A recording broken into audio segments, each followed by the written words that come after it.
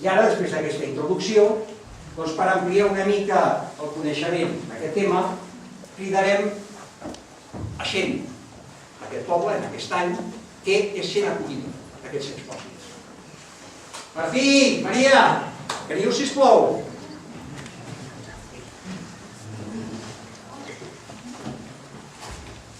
Veniu, veniu.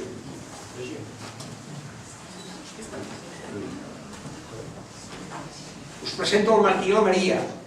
Són masovers d'aquí de Rocadecans i són una família acollidora. Martí i Maria, jo soc presentador de televisió, m'han enviat a fer un reportatge sobre els expòsits, que estan acollits en aquestes contrades, i us voldria fer algunes preguntes. Esteu d'acord? Doncs comencem. Martí, què feu avui aquí a l'església? Hem vingut a esperar la Teresa, que és la conductora dels expòsits, que ens ha de portar la paga de l'últim trimestre que la maternitat encara ens la deu. Qui presenten aquestes nenes tan maques? Mira, aquesta és la Laura, que és la nostra filla, i té 6 anys. I ella és l'Adela, que és una nena expòsita que va arribar aquí amb només 2 mesos de vida. Maria, com vau decidir acollir aquesta nena? Doncs el nostre primer fill va morir en poc més d'una setmana de sarampió, va dir el metge. I com que jo podia lletar, vam decidir parlar amb la Teresa perquè parlés amb la maternitat. I Maria, com va arribar l'Adela? Així és que la deia. Doncs amb la Teresa és de Saldes, fa de conductora i porta els nens expòsits per la contrada. I quan li vam comentar, de seguida la va portar cap aquí. Va arribar en 2 mesos, però va arribar molt malament. Li va costar molt de recuperar-se. Martí, deies abans que vau acollir-la, aquesta nena, perquè anàveu malament de diners. Explica'ns això una mica. Sí, mira, nosaltres gairebé no tenim terres, com tota la gent d'aquí. Bé, tenim algun camp allà a la part de Torella, però poca cosa. Total que vam anar a fer de masovers a Rocadecans i la veritat és que no ens podem queixar. Però clar, l'amo li han donat la meitat de la collita i sempre anem amb l'aigua al cop. I ens van comentar, ens van dir això, que dels expòsits que pagaven bé i ho van voler provar. Maria, que us paguen molt? Els 2 primers anys els consideren de lletament i ens paguen més. Pagaven 16 pessetes al mes el primer any i 12 pessetes al segon. I era un bon ajut per la família, en veritat. Martí, quina ajuda representava això? No ho sé, calcula. Si jo per anar a treballar al camp un dia em pagaven 2 pessetes per un dia, o no sé, o que quan anem a comprar el blat ens costa 40 cèntims al quilo. Per això que no estava malament el que donaven. Però clar, passat l'edat de lletament, quan passen aquests 2 primers anys, la cosa ja és diferent, perquè ja paguen molt menys. Ja no són les 16 o 12 pessetes que comentava la Maria, sinó que només en són 6. Realment 6 pessetes no sembla gaire, això. No. Maria, per què vau continuar acollint, doncs, a l'Adela? Home, és que l'Adela ara ja és com una família, que hem agafat molt de carinyo i no volem que marxi. Adela, vine cap aquí. Què t'han explicat? On vas venir? Sí, de Barcelona i que no coneixia els meus pares. I et tracten bé? Sí, quan vaig estar maleta m'han portat al metge. Et fan treballar. Ajudo la Maria a les feines de casa i vaig a buscar ajuda als castellers. Martí, tinc entès que els expòsits acollits havien d'estar retornats quan tenien 5 anys. Però l'Adela ara deu tenir més de 5 anys. L'Adela té 8. Primer la maternitat va allargar una mica l'edat de retorn dels nens, fins als 7 anys, i després el que van fer va ser demanar al rector i a l'alcalde que escrivissin una carta a la maternitat perquè ens la deixessin tenir més. I van acceptar això? Sí. La maternitat al principi era molt més estricta amb l'edat de retorn, però després els metges de la mateixa maternitat van aconsellar els de la maternitat que valia la pena que els nens expòsites quedessin més temps fora perquè era bo per la seva salut, que respiressin aire pur. Maria, i què penseu fer a partir de ella? Ella no cobreu res. No, però ara volem que es quedi amb nosaltres, volem que marxi. Ens ajuda i és com si fos de la família. Martí, no penseu que us podeu pensar de tenir-la a casa? No, alguns expòsits quan es fan grans s'escapen. I també hi ha hagut alguna noia que l'han hagut de retornar a Barcelona perquè tenia alguna actitud que era una mica indecent. I clar, el rector i l'alcalde començaven a queixar-se. Però a veure, no és pas així. Bueno, no. Laura, què et sembla tenir una altra nena que s'ativa? M'agrada perquè de vegades juguem i és com si tingués una germana a casa. Voldries que se n'anés? No, em faria molta pena. Mira, t'estimes la Laura? Sí, me l'estimo molt, com si fos la meva germana. Maria, per si la filla la teva? Els d'aquí dalt, això de fer papers no ens agrada massa. I ara, com que els de la maternitat ja fan els ulls una mica grossos, no s'hi fixen gaire, em sembla que ens la quedarem i llestos. Ja està. Bon dia a tothom.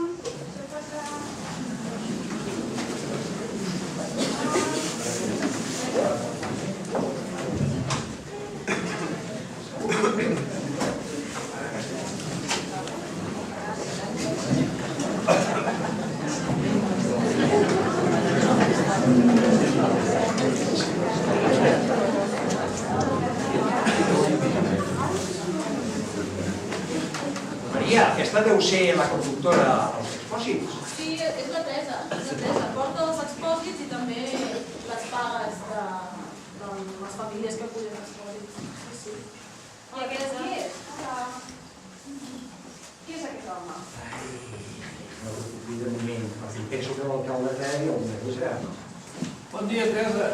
Bon dia. Estàvem esperant. Com ha anat el viatge? Ai, és que d'aquí dalt esteu tan lluny, arribo ben rebentada, amb les rodes rebentades, ja cansada. Ai, em sembla que va ser bé. Bueno, Teresa, doncs siguis benvinguda. Escolta, vaig a presentar, jo soc presentador de televisió. M'han enviat a fer un reportatge sobre els expòsits. Aquests són els nens que portes a Barcelona? Sí, ara en porto dos. Un té 4 mesos i l'altre en té 6. N'he deixat un pujar a navegar i aquest any n'he portat 4. Vens a Barcelona? Sí, vaig sortir fa 3 dies. Primer vaig agafar el tren fins a Manresa. De Manresa a Berga, 10 hores tirant d'aquest carro i a peu. Llavors, de Berga fins a Bagà, i avui per fi arribo aquí a Gifreny i descanso. I quan et paguen per fer aquest viatge? De moment em paguen 12 pessetes per nadó que porto. Encara em surt de compte, perquè el bitllet del tren de Barcelona a Manresa, els conductors d'expòsits ens surt gratuït. Però ara comencen a dir que ens faran pagar. Llavors ja en parlarem si surt de compte. Alcalde, vols que fareu la càrrec d'aquests infants? Sí, que segui aquí, que ja els vindran a recollir. Sí, i després, quan estigui una mica més descansada, anirem cap a casa, farem un bon àpat i llavors li entregarem les quantes cartes que tinc que les deixi allà. Alcalde, i quines cases han de lletar aquests infants? Bueno, ja ho tenim allò, vindrà la de Cal Cormines, que se li va morir el nen fa un parell de mesos. Ara va morir de Garrofit. I després vindrà el de Cal Jaumet, que se li va morir la filla, al cap de 2 o 3 dies d'haver nascut. Aquesta no, perquè se sap que va morir. Alcalde, això que dieu de Garrotillo ho referia a la diftèria, oi? Això mateix. Bé, alcalde, com jo vinc del futur, ja sé que entre 1858 i 1890, així és clarent, es van rebre 83 expòsits. I d'aquests 83, 28 van morir abans d'arribar als 7 anys. No us sembla que és una mica excessiva aquesta mortalitat? Bueno, sembla que és excessiva, però hem de tenir en compte que més o menys eren les dades que tenim dels nens que han nascut aquí. Clar, aquí, a Palamunt, les medicines i els metges són molt lluny, i llavors els nanos pateixen molt d'enfermetats del pit, el pit més que tot, i més de tot és que moren de moltes infeccions. Moltes gràcies, alcalde. Teresa, et van demanar els d'aquestes cases si volien dedicar els infants? Jo m'hi dedico, vaig voltant, per exemple, per Gisclareny i per les Rodalies, quan sé que hi ha algun pare que se li ha mort el nadó. Llavors també a Barcelona pensa que van molt curts de vides.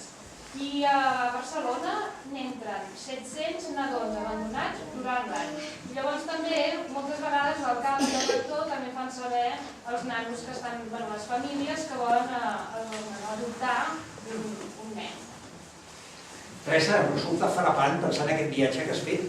També ho fas en hivern. Per tant, sempre hi ha vides que necessiten donar d'acolliment a un infant. Pensa que a l'hivern, ara encara perquè hi ha el tren fins a Manresa, però abans, durant l'hivern, ho passava molt malament, tant ells com jo. I quan no hi havia tren, moltes vegades arribaven a Berga 2 dies sense canviar-se amb la mateixa roba que havien sortit de Barcelona. Vols dir que això ara no passa?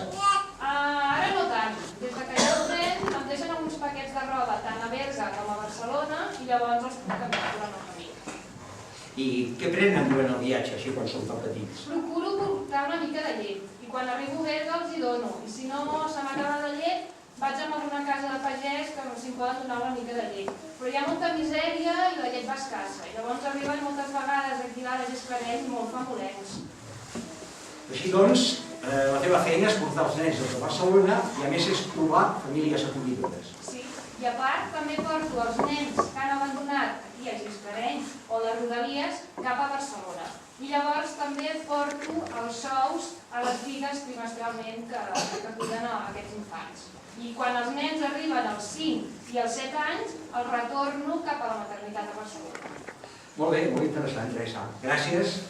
Ara farem un petit descans i tornarem a la connexió als nostres estudis.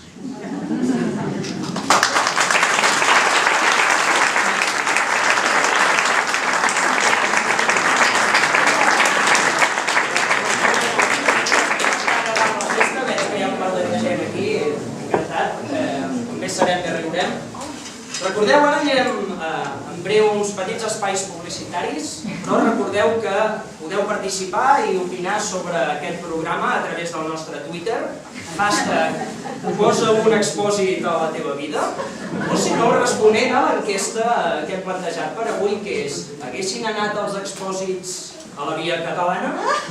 Haguessin anat els expòsits... Haguessin anat els expòsits a la via catalana? Podeu respondre expòsits.sí o expòsits.no al 20074. Us deixo ara amb els espais publicitaris. No ens deixeu, sobretot no aneu a Intereconomia i divertiu-vos.